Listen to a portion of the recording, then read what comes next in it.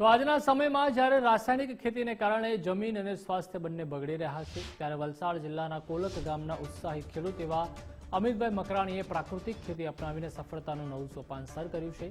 તેમણે પોતાના દેવી ફાર્મ ખાતે ઘન જીવામૃતના પ્રયોગથી આંબા હળદરનું મોડેલ ફાર્મિંગ કરી લાખોની કમાણી સાથે અન્ય ખેડૂતો માટે ઉદાહરણ પૂરું પાડ્યું છે। અમિતભાઈએ રાસાયણિક ખાતરનો સંપૂર્ણપણે તિલાંજલિ આપી છે। તેમણે ગાયના છાણ અને ગૌમૂત્રમાંથી તૈયાર કરેલા ઘન જીવામૃતનો ઉપયોગ કરીને જમીનની ફળદ્રુપતા વધારી છે।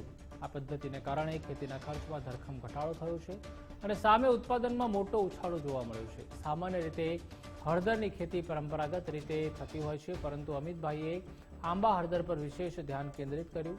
વૈજ્ઞાનિક અભિગમ અને પ્રાકૃતિક પદ્ધતિના મિશ્રણથી તેમણે આંબા હળદરનું અદભુત ઉત્પાદન મેળવ્યું છે। આંબા હળદર ઉપરાંત તેમના ફાર્મ પર ચણા અને ડાંગર જેવા પાકો પણ પ્રાકૃતિક પદ્ધતિથી થાય છે, જેમાં તેમને મબલક સફળતા મળી છે।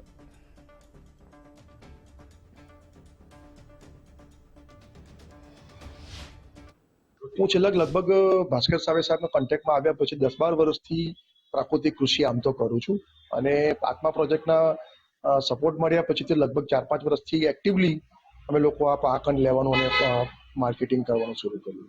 પ્રાકૃતિક ખેતીના જે સિદ્ધાંતો છે કે જે આચ્છાદન કરવું, ઘન જીવામૃત કે જીવામૃતની વાતો છે, બીજામૃત છે, આચ્છાદન છે, બાપસા છે, આ બધી વાતો જે છે તેના જો બધા પાયાઓ જો પ્રાકૃતિકના કરીએ તો પ્રોડક્શન પૂરેપૂરું આવે છે અને તેથી પછી વિશ્વાસ બેસતો ગયો કે નહીં આ થઈ શકે અને સારું પ્રોડક્શન આવી જાય। ઘણા લોકો એમ કે 3-4 વર્ષ રાહ જોવી પડે, પણ પ્રાકૃતિક કૃષિના બધા જે સિદ્ધાંતો છે એ બધા જો એક સાથે કરીએ તો પહેલે પછી તમને રિઝલ્ટ મળે।